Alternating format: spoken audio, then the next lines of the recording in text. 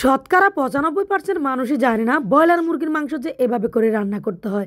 Broiler মুরগির মাংস যদি এভাবে করে একবার রান্না করেন, প্রশংসাতে ভাসবেন, আমি কথা দিচ্ছি। এটা রান্না করার পরে কেউ বুঝতে পারবে না দেশি মুরগি নাকি ব্রয়লারের মাংস।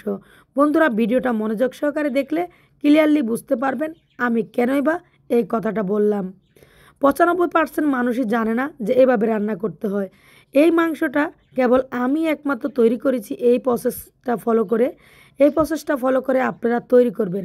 এটা আমার নিজের একটি রেসিপি, আমি আপনাদের মাঝে শেয়ার করছি। বাসায় অনেকবার ট্রাই করেছিলাম, সবাই অনেক প্রশংসা করেছিল, তাই তো সেই রেসিপিটি আজ আপনাদের মাঝে আমি শেয়ার করছি।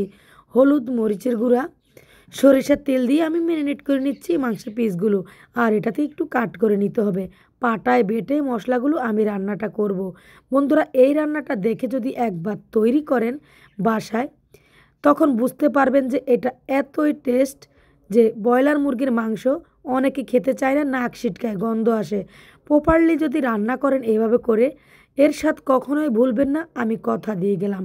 একবার তৈরি করে খাবেন আর এর ফিডব্যাক জানাতে কিন্তু ভুলবেন না। মশলা মাখানো মাংসগুলো এবার আমরা ভালোভাবে ভেজে নেব, এপাশ ওপাশ করে ভালো করে ভেজে নেব। বন্ধুরা, এরকম সব দারুণ দারুণ রেসিপিগুলো পেতে অবশ্যই পেজটিকে ফলো করবেন, ভিডিওটা সবার মাঝে শেয়ার করবেন যেন সবাই তৈরি করে খেতে পারে এই মজার রেসিপি। নিম্ন আয়ের মানুষেরা চাইলে সবসময় গরুর মাংস কিনে খেতে পারে না, তো এভাবে যদি ব্রয়লার মাংস রান্না করে খায় দেশি মুরগির টেস্ট পাবে। তাই ভিডিওটা সবার মাঝে শেয়ার করবেন যেন সবাই উপকৃত হয়। এবার আমরা এটাকে ভাজা হয়ে গেছে মাংসগুলো, এবার আমরা তুলে নিচ্ছি।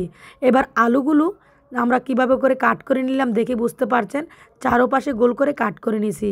এতে করে মশলার ফ্লেভারটা ভালোভাবে ঢুকবে আলুর ভিতরে, আর খেতে অনেক বেশি ভালো লাগবে। এবার আমরা টমেটোগুলো কেটে রেখেছিলাম সেগুলোই দিয়ে দিচ্ছি।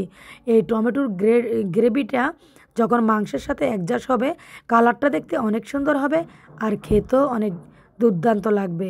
তো টমেটোগুলোর চামড়াটা আমরা তুলে নিলাম, নিয়ে একেবারে ভালোভাবে এটাকে কষিয়ে ফেলবো। একেবারে গলে গিয়েছে, এই পর্যায়ে আমরা মশলাগুলো অ্যাড করব। সেই যে বেটে রেখেছিলাম সেই মশলাগুলো এবার আমরা দিয়ে দিচ্ছি। হলুদের গুঁড়ি, মরিচের গুঁড়ি, গরম মশলা গুঁড়ো সব কিছু একসাথে দিয়ে ভালোভাবে নেড়েচেড়ে এটাকে কষিয়ে নেব। বন্ধুরা, ইউটিউব থেকে দেখলে অবশ্যই চ্যানেলটিকে সাবস্ক্রাইব করবেন। এরকম দারুণ দারুণ সব রেসিপির নোটিফিকেশন পেতে পাশে থাকা বেল আইকনটি ক্লিক করে রাখবেন। আমি যখনই ভিডিও আপলোড করব সবার আগে নোটিফিকেশন পৌঁছে যাবে আপনাদের কাছে। এটা হলো মেন উপকরণ। আমরা 500 গ্রাম লিকুইড দুধকে জাল করে 100 গ্রাম করেছি। দেখে বুঝতে পারছেন এটা কত ঘন হয়েছে দুধটা। এই দুধটা এভাবে করে ঘন করে নিয়ে দিতে হবে মাংসের ভিতরে, দিয়ে ভালো করে কষিয়ে নিয়ে এই তো এবার কিন্তু আমাদের রান্নাটি কমপ্লিট। দেখে বুঝতে পারছেন কয়েকটা কাঁচামরিচ ছিঁড়ে দিচ্ছি। এবার সামান্য পরিমাণ দিয়ে দেব আমরা এখানে ঘি। এখানে আর কোনো কিছু দিতে হবে না। এবার দেখেন না কত দারুণ লাগছে, তাই না?